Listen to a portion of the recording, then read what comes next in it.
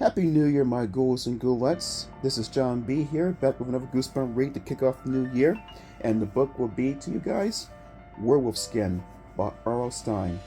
To be read to you by, of course, John B., aka Smooth Hot Chocolate. Chapter 1. I stepped down from the bus and squinted into the sunlight. Shielding my eyes with one hand, I searched the small parking lot for Uncle Colin and Aunt Marta. I didn't remember what they looked like. I hadn't seen them since I was 4, 8 years ago. But the Wolf Creek bus station was so tiny. Just a little wooden shack in the middle of a big parking lot. I knew I couldn't miss them. How many suitcases? The bus driver growled out of the side of his mouth. Despite the cold October air, he had a damp sweat stain on the back of his gray uniform. Just one, I said. I was the only passenger to get off at Wolf Creek. Across from the bus station, I saw a gas station and a one-block stretch of small stores. Beyond that, I could see the woods. The trees shimmered yellow and brown, the autumn leaves still clinging to their branches. Dry brown leaves fluttered across the parking lot. The driver grunted as he hoisted up the sliding door to the baggage compartment.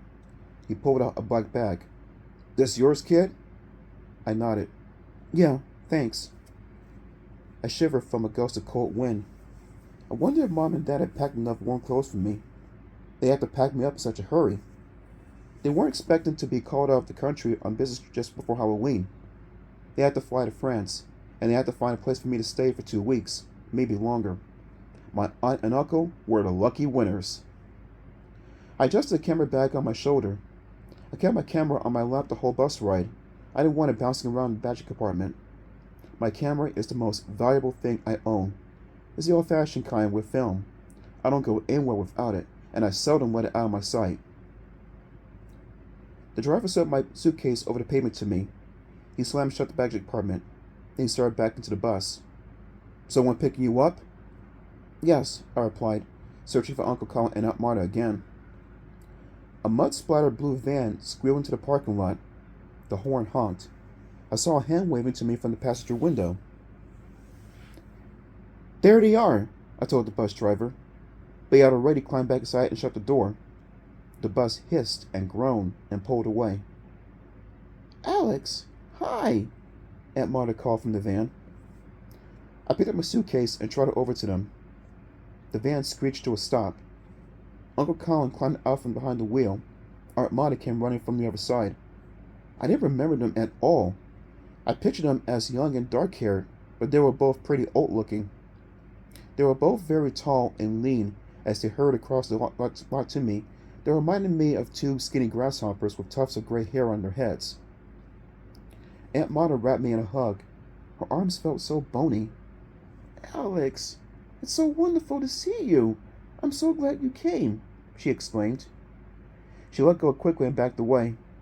"Uh-oh, I'm crushing your camera case." I shifted around my neck. "No, it's a hard case," I replied. "It's okay." Smiling, Uncle Colin shook hands with me. His wavy gray hair fluttered in the breeze. His cheeks were red and sort of cracked. Age lines, I guess. "You're so big and grown up," he said. "I'm going to have to call you Mr. Hunter instead of Alex." I laughed. "No one calls me Mr. Hunter yet," I told him. "How long was the bus ride?" He asked. "How was the long bus ride?" he asked. "Bumpy," I told him. I don't think the driver missed a single pothole, and the man next to me had the hiccups the whole way. Aunt Marta chuckled. "Sounds like a fun trip." Uncle Colin lowered his eyes to my camera case. "Like to take pictures, Alex?" I nodded. "Yes, I want to be a photographer someday, just like you two." Their smiles grew wider. That seemed to please them. But Uncle Colin's smile faded quickly. "It's a hard way to make a living," he said. "Lots of traveling. We never stay in one place for long." Aunt Marta sighed. "That's why we haven't seen you for so many years." She hugged me again. "I was hoping maybe I could go out on a shoot with you," I said. "I'll bet you two could teach me a lot." Uncle Colin laughed. "We'll teach you all our secrets." "You're staying for at least 2 weeks?" Aunt Marta added. "So we'll have plenty of time for photography lessons." Not if we spend the whole time in this parking lot, Uncle Colin declared. With a groan, he hoisted my suitcase into the back of the van. We climbed in, and a few seconds later, we pulled away from the bus station into town. A post office wore past, and a small grocery and a dry cleaner. We crossed the street, and thick woods surrounded us on both sides. Is that all there is? I cried. Alex, Uncle Mike replied, you just had the grand tour of Wolf Creek. Hope you won't be bored in such a tiny town, Uncle Colin added, turning the van sharply as the road curved through the trees. No way, I cried. I really want to explore the woods. I'm a city kid. I seldom even get to touch a tree. Going into the woods, I thought, would be so interesting, like visiting another planet. I want to shoot 100 rolls of film in the woods, I declared.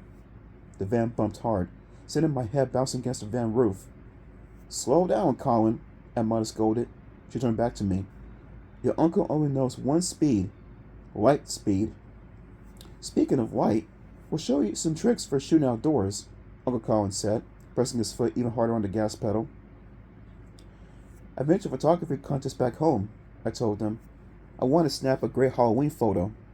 Something really wild to win the contest. Oh, that's right. Halloween's only a couple days off, Aunt Marta said, glancing at my uncle. She turned back to me. What do you want to be for Halloween, Alex? I didn't have to think about it. I'd already decided back home.